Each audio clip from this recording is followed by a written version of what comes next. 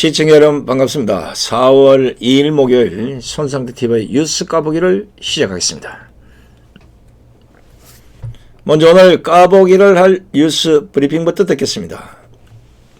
오늘 통일부가 우한폐렴 사태 이후 처음으로 국내 민간단체 대북 방역 지원을 승인했다고 밝혔습니다. 우한폐렴과 관련해 첫 대북 물자 반출 승인이자 민관을 통틀어 국내 첫 대북 지원이라고 합니다. 통일부는 이날 대북 지원 승인 요건을 갖춘 1개 업체에 대해 지난 3월 31일 반출을 승인했다면서 승인된 주요 물품은 손 소독제 등 1억 원 상당이며 이에 필요한 재원은 신청한 민간단체가 자체적으로 마련할 예정이라고 밝혔습니다. 사실 이미 일부 업체가 대북 지원을 위한 승인을 요청했지만 통일부는 승인 요건 등을 이유로 거부한 바 있습니다. 하지만 통일부가 이번에 민간단체의 대북 방역 지원을 승인하면서 민간 분야를 중심으로 대북 지원 사업이 본격화되는 것이 아닌가 하는 전망이 나오고 있습니다. 한편 이번에 북한에게 손소독제 등을 지원하는 민간단체 이름, 물품의 반출 경로, 전달 시기 등은 밝히지 않았습니다. 이런 지원 사업을 추진하는 단체가 사업의 원활한 추진을 위해 비공개를 희망하고 있기 때문이라며 통일부가 비공개 이유를 이렇게 밝혔습니다. 와, 뉴스 브리핑 들으니까 참 대단한 민간단체군요. 그런데 이런 단체 어디서 좀 우리가 좀 알아야 되지 않겠습니까? 어디인지. 이렇게 착한 일한데 국민들이 박수를 보내야 되지 않겠습니까? 그런데 왜 북한에 보는데 굳이 뭐 이름을 못 밝히는 이유는 또 뭡니까? 왜냐하면 이 업체가 대구 경북에는 우한폐렴과 관련해서 어떤 물자를 얼마나 보냈는지가 궁금해서 그렇습니다. 대구 경북만 아니라 지금도 대한민국이 우한폐렴 때문에 고통을 당하고 있는데 과연 우리 국민들에게는 얼마나 지원을 하고 북한에 보낸 건지 이것이 너무나 궁금해서 그렇습니다. 이게 통일부가 물론 뭐 기업체에서 얘기했으니까 밝히지 못한, 그거 밝히지 못하려면 통일부 자체도 아예 밝히지 말든지. 보냈다는 거는 밝히면서 어떤 업체가 보냈니 이런 건 못 밝히겠다? 뭔가 좀 언밸런스, 아무래도 뭔가 끄림칙하지 않습니까? 뉴스 브리핑만 들어보면 북한이 지금까지 북한의 선전 매체를 통해서 또 방송을 통해서 확진자가 없다고 주장을 해왔는데 그렇다면 굳이 보낼 필요가 있습니까?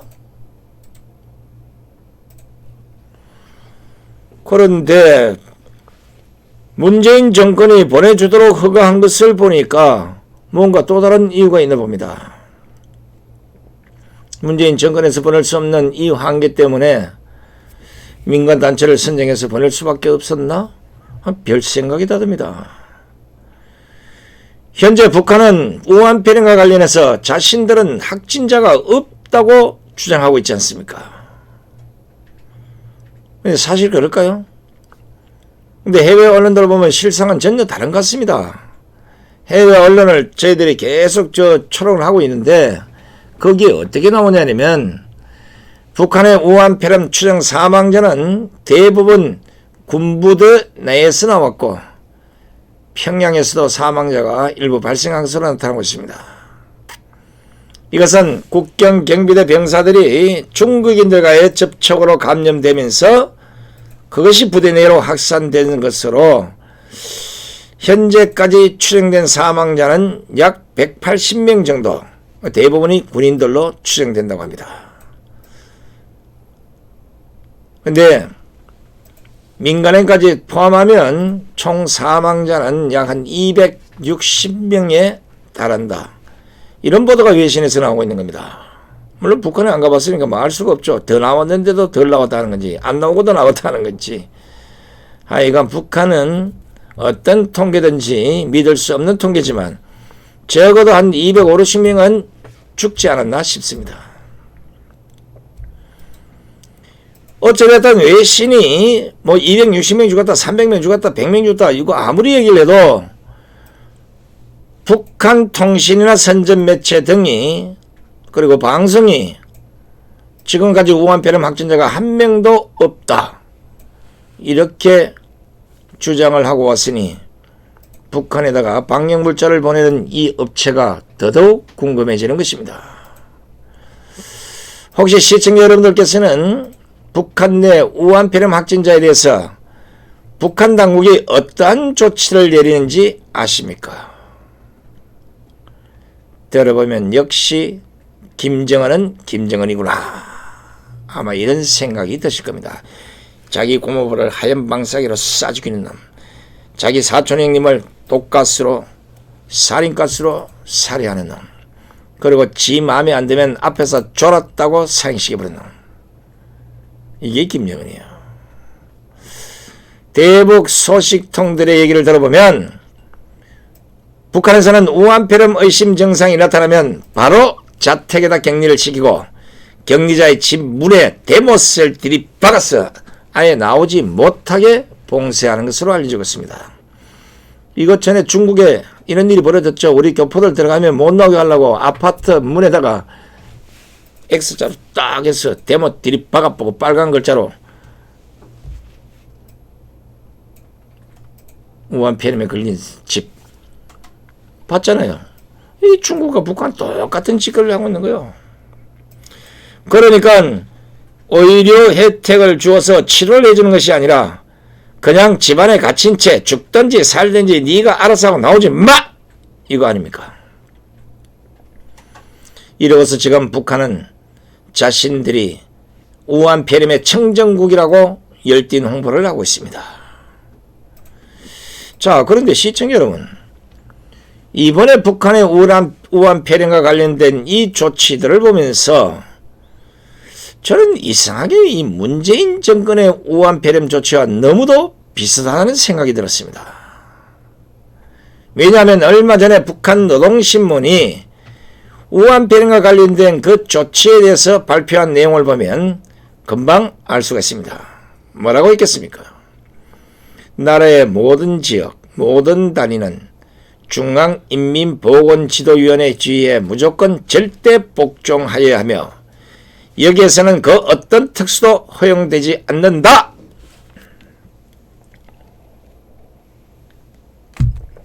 이렇게 강조한 것입니다. 저 김정은의 명령에 절대 복종해야 하며 위반 시에는 처벌을 내리겠다. 이걸 북한 주민들에게 엄포를 놓은 것입니다. 그런데 시청자 여러분, 방금 들리던 이 장면에서 많이 보시지 않았습니까?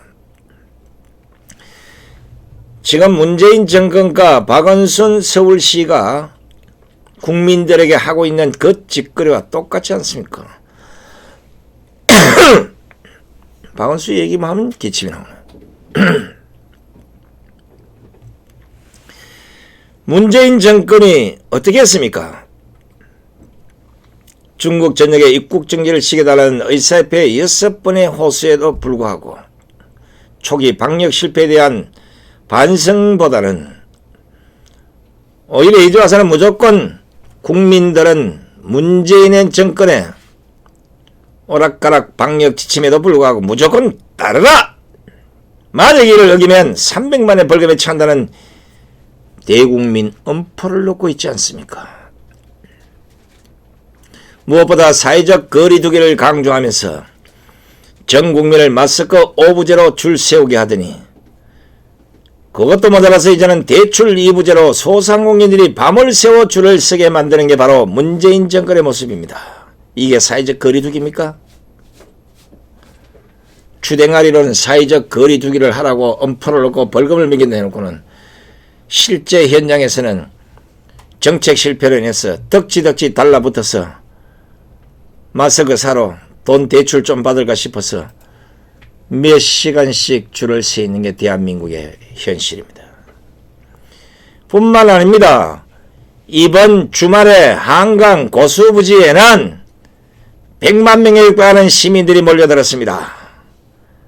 3월 넷째 주가 토요일인 21일에는 49만 5,604명, 일요일인 22일은 49만 8,956명으로 총 99만 4,560명이 휴일날 토요일과 일요일 여의도 한강 고수부지도로 몰려드는 겁니다. 이들의 대부분은 마스크도 쓰지 않은 채 여러 명씩 다닥다닥 붙어있는 이런 광경, 서울시와 문재인 정권과 정세균 총리와 박원순은 이걸 못 봅니까?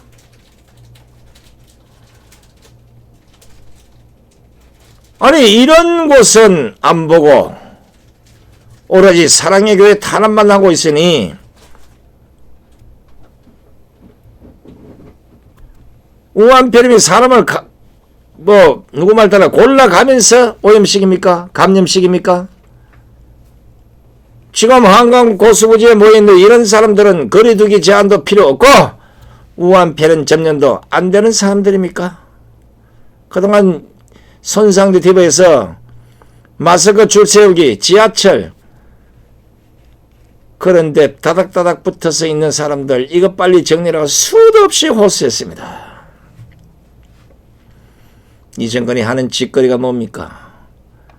사회적 거리두기고 다 지랄이고 다 필요 없습니다. 그 전부 다 우파들 광화문 광장에 집회 못하도록 그리고 사랑의 교회 종교 탄압위에는 달리 핑계댈 방법이 없을 겁니다.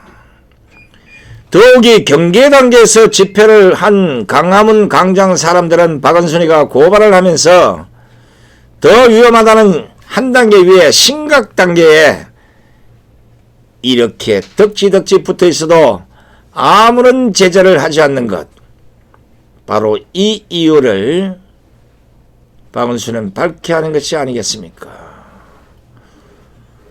이러고서도 M은 종교계로 우한폐렴 사태의 책임을 떠넘기고 마치 예배를 보는 것만으로도 우한폐렴이 집단으로 전염되는 것처럼 프레임을 짜서 난데없는 역사에 없는 종교 탄압까지 하고 있는 게 바로 문재인 정권입니다. 거기에 박원순이가 앞장서 있는 거요. 사실 이 정도면 다행인데 박원순은 한술 더 떠고 있습니다.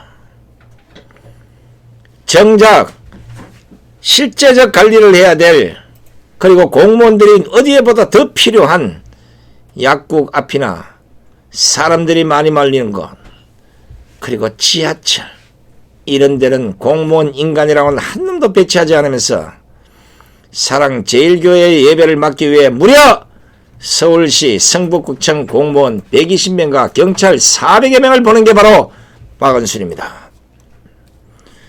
요 500명도 모조리 감염법 관리법로 고발해야 됩니다. 감염법 관리법은 누가 주최하고 이게 아니에요. 그 장소에 참여하는 인간은 무조건 박원순이 놀리면 고발해야 됩니다. 법도 모르는 자가 서울시장을 하니까 이런 문제가 생기는 거예요. 보건복지부 답변이 뭔지 아십니까? 경계 단계에서는 경고사항입니다. 경고사항. 집회를 하고 모여 있어도 이러이러한 걸 지켜주십시오. 아니면 다음부터는 하지 마십시오. 고발을 하려면 경계 단계에서 심각 단계로 격상을 하고 난 뒤에 고발을 해야지. 아이고, 박원순이 참 한심합니다. 게다가 사랑제일교회 예배 주최자와 참석자에 대해서 모두 벌금 300만 원까지 부과한다고 하니 이보다 더 강압적인 행포가 어디 있겠습니까? 지금 보십시오. 어떻게 하면 국민들이 사회적 거리두기를 하더라도 일상에서 불편함을 겪지 않을지 고민을 해야 하는 것이 아니라 무조건 안 되라는 식의 강압적인 태도만 취하고 있습니다. 오히려 국민들이 일주일에 한 번 가는 예배를 안전하게 볼 수 있도록 방역 조치를 해주고 뭔가 지도해주는 이런 고민이 아니라 문재인 퇴진을 외치는 그 모습이 보기 싫어서 500여 명이 일어난 공무원과 경찰을 사랑제일교회에 보내서 막고 서 있는 그 모습, 그것도 모자라서 이제는 모두가 300만 원을 내야 한다는 엄포까지 놓고 있습니다. 참, 이거 어떻게 해야 되나 이거 진짜. 이게 지금 우한 폐렴에 걸려서 문 밖을 못 나가고 대문에 대못을 박은 북한과 무엇이 다릅니까 이게? 그냥 무조건 탄압하고 말 안 들으면 그냥 급박하면 된다는 생각밖에 안 하는 겁니까?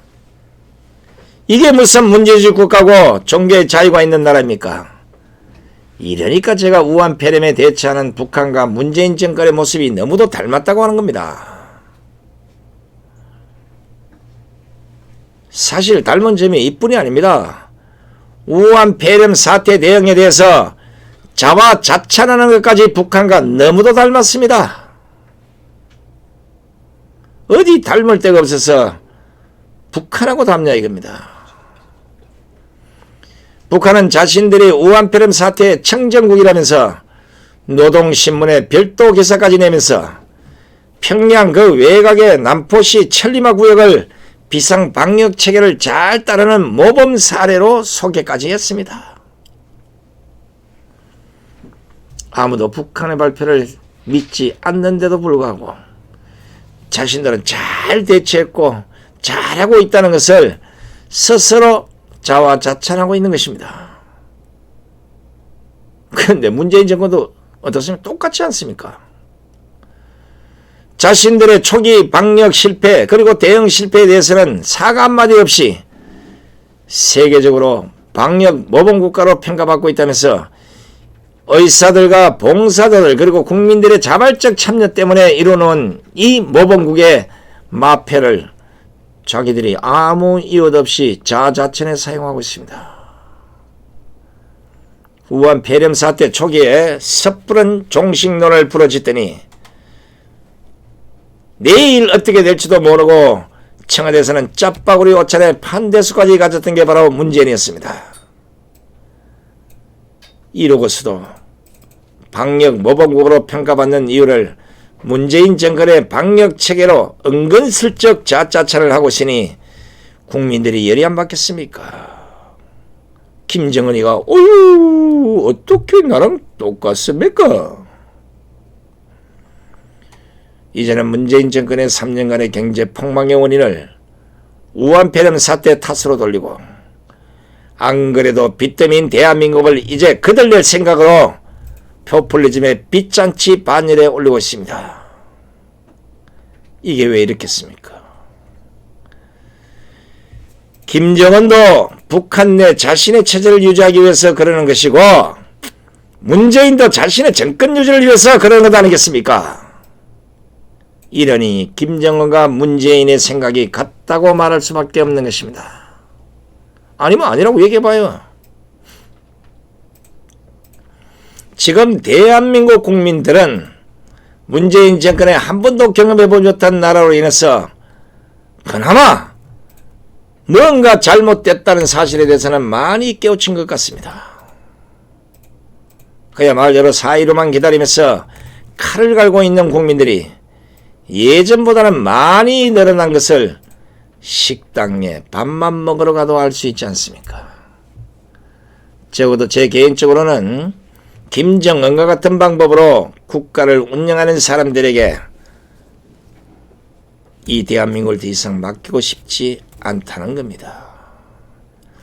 자신들의 꼼수와 자신들의 잘못을 인정하지 않고 그것을 국민에게 떠넘기고 특정 단체와 특정 종교와 특정 집회를 딱 타겟으로 삼아서 탄압하고 짓누르고 그것이 마치 원흉인 것처럼 이렇게 몰아가는 새빨간 공산주의적 발상, 이걸 이번 4.15 총선에서는 끝장내야 합니다. 어떻게 하면 국민들이 더 안전하게 더 자유로운 활동을 할 수 있는지 고민하는 것이 아니라 내가 싫어하는 건 무조건 안 돼.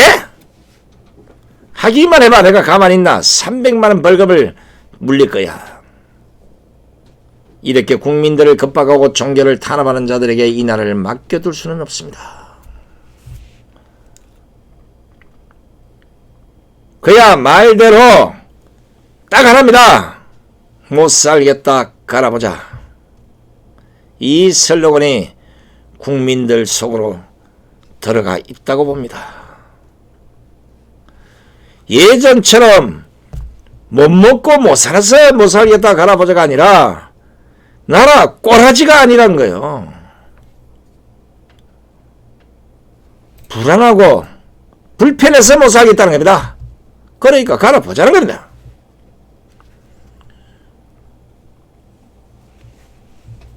만약 4월 15일 이후에는 못 살겠다 갈아보자가 아니라 못 살게 굴어서 드디어 갈았구나 이런 구호를 외칠 수 있게 우리 국민 모두가 현명한 판단으로 투표장으로 가야 될 것 같습니다. 음주 운전자 같은 갈지자 운전에 브레이크 없는 붉은 질주를 불삼고 있는 대한민국의 운전대, 그 운전대를 누가 잡고 있습니까?